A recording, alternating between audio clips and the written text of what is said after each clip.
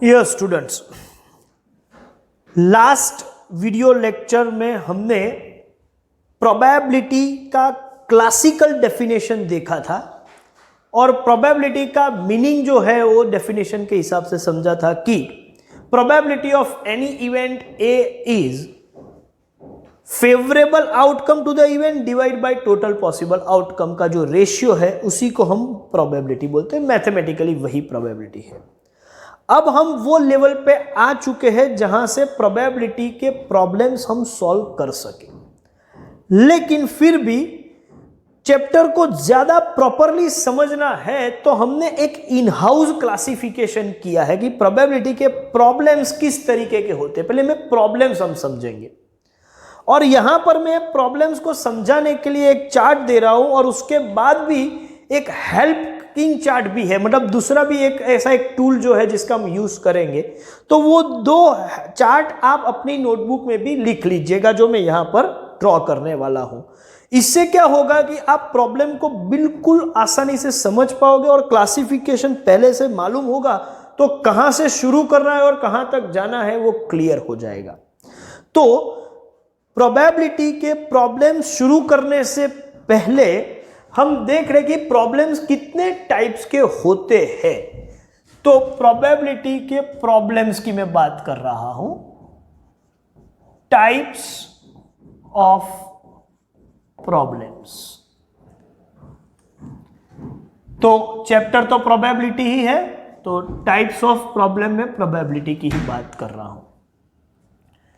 तो प्रोबेबिलिटी के जो प्रॉब्लम्स है उसको हम दो कैटेगरी में डिवाइड करेंगे। देखो मैं फिर से बोल रहा हूं कि ये एक इन हाउस क्लासिफिकेशन है, हमने अपने हिसाब से बनाया है। किसी टेक्स्ट बुक में या किसी रेफरेंस बुक में ऐसा कोई क्लासिफिकेशन नहीं होगा। ये हमने अपने क्लासरूम के लिए, अपने स्टूडेंट के लिए समझाने के लिए हमने ये एक क्लासिफिकेशन बनाया है। एक है पैटर्न और वो है एलिमेंट्री। तो टाइप्स ऑफ प्रॉब्लम में एक कैटेगरी है हमारी एलिमेंट्री और दूसरी कैटेगरी है ऑपरेशंस। ये क्या है सर, कैसे नाम है? सिंपल है, एलिमेंट्री एंड ऑपरेशंस, ऐसी दो कैटेगरी हम बना देते हैं। एलिमेंट्री मतलब आपको सिर्फ और सिर्फ किसी इवेंट की प्रोबेबिलिटी निकालनी है। इवेंट होगी और उसकी प्रोबेबिलिटी, जैसे कि कार्ड ड्रॉ कर रहे हैं तो इसमें रेड कलर का कार्ड हो, उसकी क्या प्रोबेबिलिटी, तो एक इवेंट है जिसकी हम प्रोबेबिलिटी निकालते हैं, उसको मैं बोलता हूं एलिमेंट्री। ऐसी कैटेगरी एलिमेंट्री प्रॉब्लम का मतलब ये हुआ कि आप हर इवेंट जो है उसकी इंडिविजुअल इवेंट की प्रोबेबिलिटी निकालते हो। और ऑपरेशंस में क्या होता है, इससे थोड़ा एक स्टेप आगे बढ़ेंगे कि सपोज एलिमेंट्री में आपने किसी इवेंट ए की प्रोबेबिलिटी निकाली है, लाइक पी ऑफ ए, फिर पी ऑफ बी। तो ऐसी दो तीन इवेंट है या दो इवेंट है जिसकी आपने प्रोबेबिलिटी निकाल के रखी है। Finding probability of A and B, probability of A, probability of B, वो एलिमेंट्री है।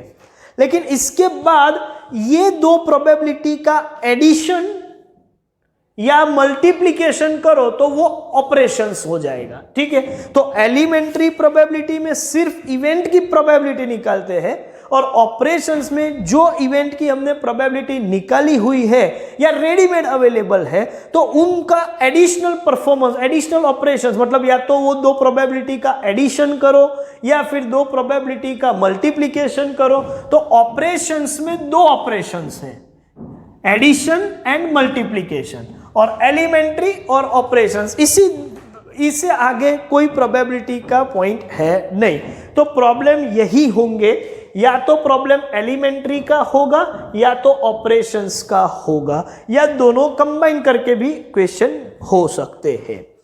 अच्छा, अभी मैं डिस्कस करूंगा एलिमेंट्री। ऑपरेशंस में दो ही ऑपरेशन हमको पढ़ने हैं, या तो एडिशन करना होगा या तो मल्टीप्लिकेशन करना होगा।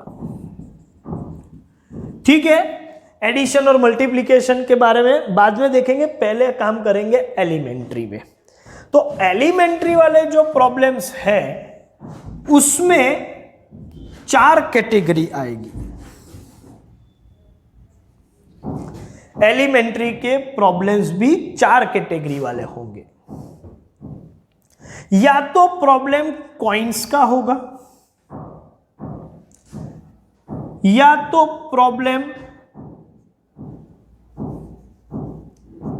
डाइस का होगा, या तो सिलेक्शन का होगा,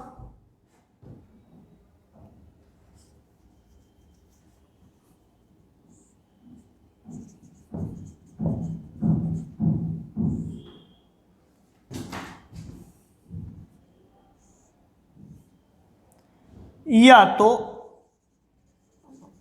अरेंजमेंट्स का होगा। एलिमेंट्री वाले जो प्रॉब्लम्स है वो इन्हीं 4 में से कोई एक होगा, वो गारंटी मान के चलो।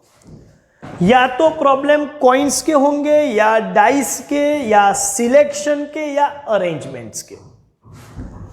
कॉइन का प्रॉब्लम हो इसका क्या मतलब है? मतलब आप कॉइन टॉस करो तो हो सकता है एक कॉइन टॉस करो, इसके बजाय 2 कॉइन टॉस करो, या कॉइन 2 बार टॉस करो, या 3 बार करो, या 4 बार करो। मतलब a coin is tossed n times, और you can say n coins are toss at a time. दोनों का मतलब एक ही है। तो कॉइन में एक कॉइन टॉस करो, 2 कॉइन, 3 कॉइन टॉस करो, या 4 कॉइन, ऐसा भी हो सकता है। मतलब एक से ज्यादा कॉइन टॉस करो, या फिर एक ही कॉइन एक से ज्यादा बार टॉस करो, मैटर वही है। तो कॉइन के क्वेश्चन में या तो ऐसा होगा कि अ coin is tossed n times, और n coins are tossed at a time। दोनों केस में टोटल पॉसिबल आउटकम्स जो है, जिसको हम बोलेंगे n ऑफ u, या आप बोलोगे n ऑफ s, जो भी आप नोटेशन यूज करो, ठीक है, हमेशा होगा 2n। ये क्या हुआ सर? बहुत सिंपल है। सपोज आप एक कॉइन टॉस करते हो, मतलब n का वैल्यू 1 है, तो कौन से आउटकम्स पॉसिबल है? तो आप बोलोगे सर 2 आउटकम पॉसिबल है, h या t। सपोज आप 2 कॉइन टॉस करो तो हो सकता है कि दोनों बार हेड हो, या दोनों बार टेल, या तो फर्स्ट हेड सेकंड टेल, या तो first tail and second head. तो ये 4 पॉसिबल आउटकम हुए। सपोज आप 3 बार कॉइन टॉस करो तो हो सकता है कि तीनों हेड हो। अभी इसको मैं, जैसे आउटकम बढ़ रहे हैं तो थोड़ा हम ऑर्डर में जाएंगे, तो कंफ्यूजन ना हो, कि डुप्लीकेशन ना हो, या कोई ओमिशन भी ना हो, ठीक है। तो 3 हेड हो सकते हैं, या तो 2 हेड हो सकते हैं। 2 हेड मतलब इसका ये मतलब होगा कि फर्स्ट 2 हेड और बाद में टेल, या फिर टेल की पोजीशन जो लास्ट है उसके मिडिल में हो जाए तो भी HTH, तो भी ऐसा ही बोल सकते हैं कि 2 हेड और 1 टेल, या तो फर्स्ट टाइम टेल और बाकी के 2 टाइम हेड। तो ये 3 हेड वाले जितने आउटकम्स है वो एक ही है। 2 हेड वाले 3 पॉसिबल आउटकम है, या तो HHT होगा, या HTH होगा, या THH होगा। ओके, अब 2 हेड नहीं, एक हेड मतलब बाकी के दोनों टेल। तो लेकिन इसके भी 3 ऑप्शन है। हेड की पोजीशन फर्स्ट से मिडल और मिडल से लास्ट, ऐसे मैं मूव करूंगा तो THT और TTH। तो देखो एक हेड वाले भी 3 ऑप्शन है, और नो हेड, 3 हेड हो गए, 2 हेड हो गए, 1 हेड हो गए, अभी एक भी हेड ना हो, नो हेड मतलब ऑल टेल, तो TTT। अब देखो एक बार कॉइन टॉस किया तो 2 पॉसिबल आउटकम थे, 2 बार कॉइन टॉस किया तो 4 आउटकम है, 3 बार कॉइन टॉस किया है तो 8 आउटकम है। अल्टीमेटली ये ऐसा मान के चलो कि ये 2 का मतलब है 2:1, ये 2:2 है, ये 2:3 है।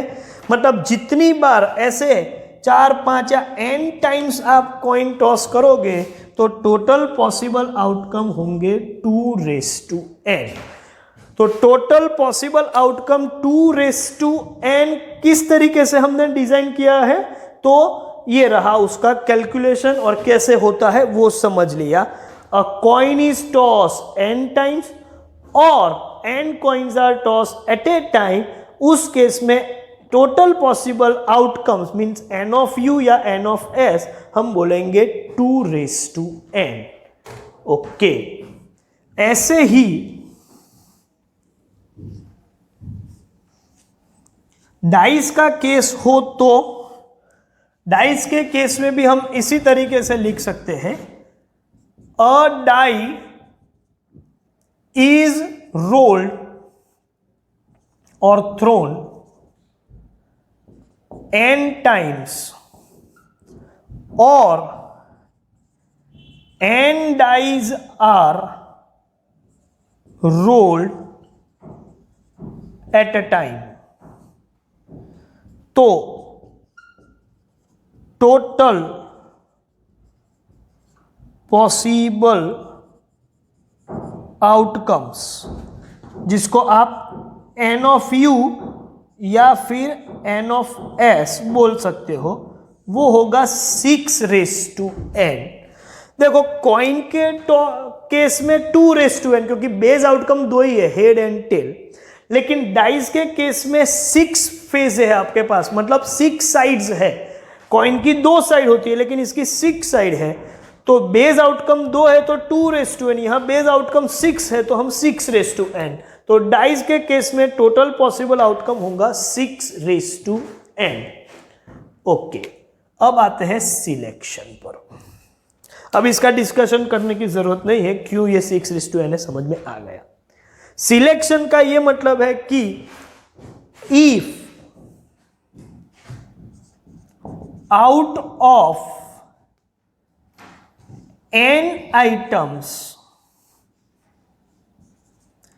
items are selected, तो टोटल पॉसिबल आउटकम्स मतलब कितनी तरीके से हम सिलेक्ट कर सकते हैं, total possible ways of selection या टोटल पॉसिबल आउटकम्स, जिसको आप n ऑफ u या n ऑफ s जो भी लिख सकते हैं, विल बी NCR, कॉम्बिनेशन होगा। और इसका तो मतलब मालूम ही है, n factorial divide by r factorial into n minus r factorial, तो ये हो गया कॉम्बिनेशन। तो कितने टोटल पॉसिबल आउटकम्स है, सपोज n आइटम में से r आइटम्स आर सिलेक्ट कर रहे हैं आप, तो टोटल पॉसिबल आउटकम्स होंगे NCR। लेकिन ये कब होगा, जब आप सिलेक्शन विदाउट रिप्लेसमेंट कर रहे हैं। विथ रिप्लेसमेंट करेंगे तो वो आएगा n⁻r, लेकिन वो हम अलग से इसका नोट लिखेंगे क्योंकि हमारे सभी क्वेश्चन इसी पैटर्न पे आने वाले हैं, तो हम चार्ट में इसी को लिखेंगे। लेकिन ये याद रखेंगे कि कभी कभी विथ रिप्लेसमेंट हो तो टोटल पॉसिबल आउटकम n⁻r हो जाते हैं, ठीक है, ये विदाउट रिप्लेसमेंट के लिए है। और अरेंजमेंट हो तो हम बोल सकते हैं कि out of n items r items are arranged in a row,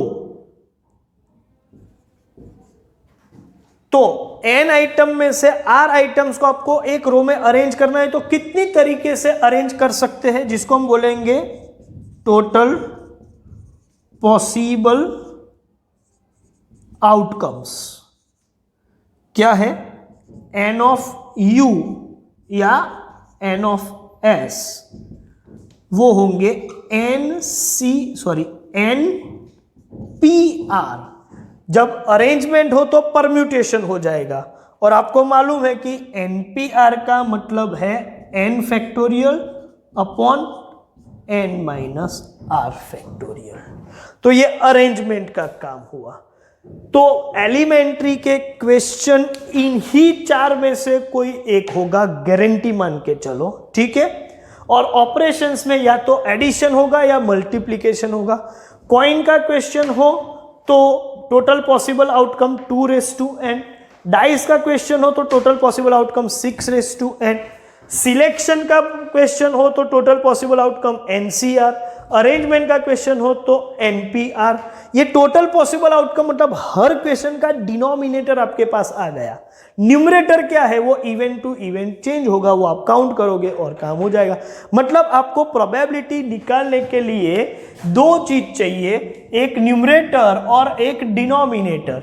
denominator her question में क्या होगा उसका डिस्कशन हो गया, ये चार में से ही कोई एक वैल्यू होगी।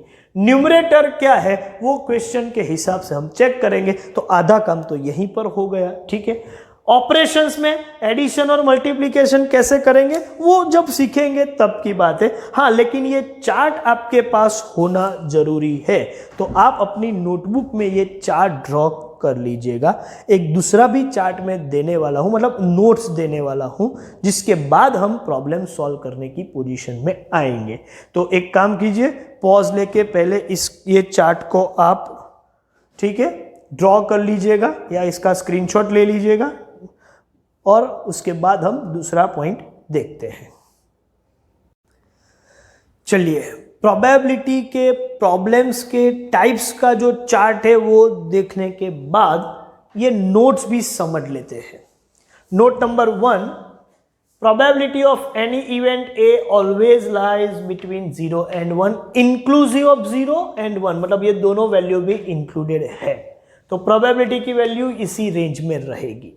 Second point, if A1, A2, A3 up to कोई भी वैल्यू तक जा सकते हैं, are mutually exclusive events, A1, A2, A3 dash dash dash dash dash, ये सब म्यूचुअली एक्सक्लूसिव है, तो ये सभी इवेंट्स की यूनियन जो है, मतलब probability of A1 union A2 union A3 dash dash dash का मतलब होगा P of A1 plus P of A2 plus P of A3, ऐसा चलता रहेगा। म्यूचुअली एक्सक्लूसिव है तो हम डायरेक्टली ऐसा प्लस कर सकते हैं।